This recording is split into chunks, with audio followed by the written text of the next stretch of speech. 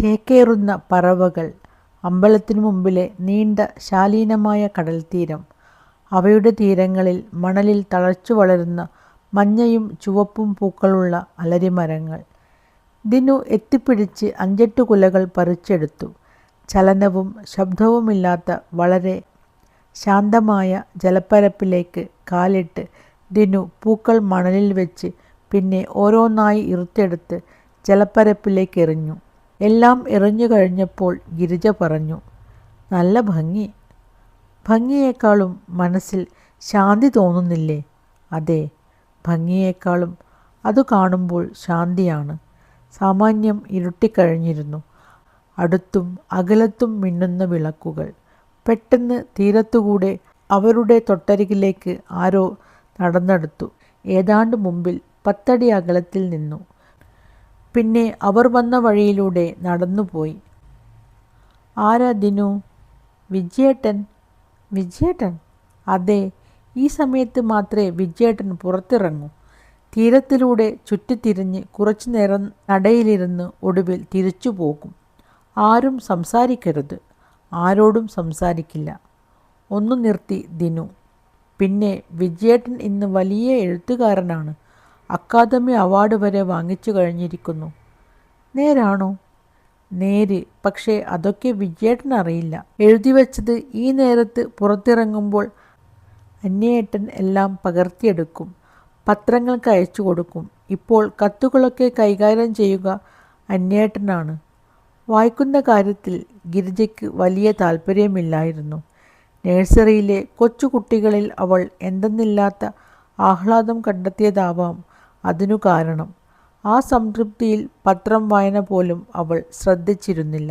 അവൾ വിജയേട്ടനിലേക്കും ദിനു ഗിരിജയിലേക്കും ഇറങ്ങി. മൗനം കനത്തു.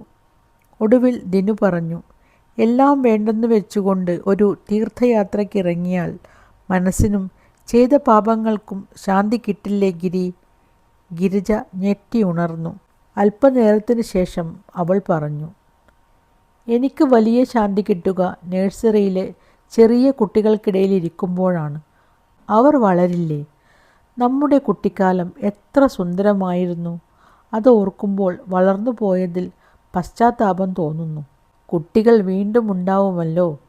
പക്ഷേ വളർന്നുപോയ കുട്ടിയോട് നിനക്ക് താല്പര്യം ഉണ്ടായിരിക്കുമോ? അത് നിഷേധിക്കാൻ ഗിരിജയ്ക്ക് കഴിയില്ലായിരുന്നു.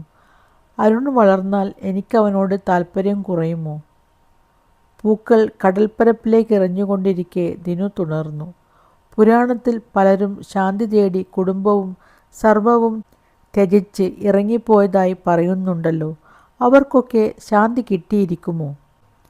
നഴ്സറിയിൽ നീ വളരെയധികം സ്നേഹിക്കുന്ന ആ കുട്ടി മരിച്ചുപോയാൽ നിന്റെ ആഹ്ലാദം തകരില്ലേ? അവിടെ കരട് വീഴില്ലേ? അവർ വളർന്നാലും നിന്റെ ആഹ്ലാദം തകരും. ഈ സമൂഹത്തിൽ ജീവിച്ചുകൊണ്ട് ഇവിടുന്ന് രക്ഷപ്പെടാൻ നമുക്കൊന്നും ആവില്ല ഗിരി. അത് വ്യാമോഹമാണ്. ശരിയാണ്. വിമലോ അരുണോ ഇങ്ങനെയൊക്കെ ആവുമെന്ന് ആരെങ്കിലും കണക്ക് കൂട്ടിയിരുന്നതായിരുന്നോ? അച്ഛനെയും അമ്മയെയും ഭാര്യയെയും കൊന്ന വ്യക്തിയോടുള്ള പ്രതികാരദാഹവുമായി നടക്കുകയാണ് വിമൽ. കണ്ടെത്തിയാൽ വിമൽ ആ വ്യക്തിയെ കൊല്ലും. അപ്പോൾ അരുൺ? വിമൽ പിടിക്കപ്പെട്ടാൽ അരുൺ എത്തിച്ചേരുക അനാഥാലയത്തിലാവും. ദിനു സംസാരിക്കുകയായിരുന്നു.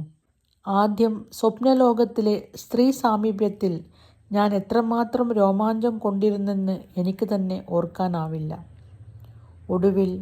ഒടുവിൽ പുഷ്പയിൽ മയങ്ങിക്കിടക്കുമ്പോൾ എനിക്കെന്തെന്നില്ലാത്ത അറപ്പാണ് തോന്നിയത്. പിന്നെ ഡോക്ടറേച്ചിയും കുട്ടേട്ടനുണ്ടാവുമ്പോൾ ദേവി ടീച്ചറും. ആ അറപ്പ് എന്നിൽ തവണകളായി കുത്തിനിറച്ചു. ഇന്ന് എനിക്ക് എന്നെത്തന്നെ വെറുപ്പാണ്. അവൻ തുടർന്നു. ഓർമ്മകളിൽ രോമാഞ്ചം വിതറിയിരുന്ന അജിത. ആ അജിത മാത്രം എന്നെ വല്ലപ്പോഴും ബോധവാനാക്കുന്നു.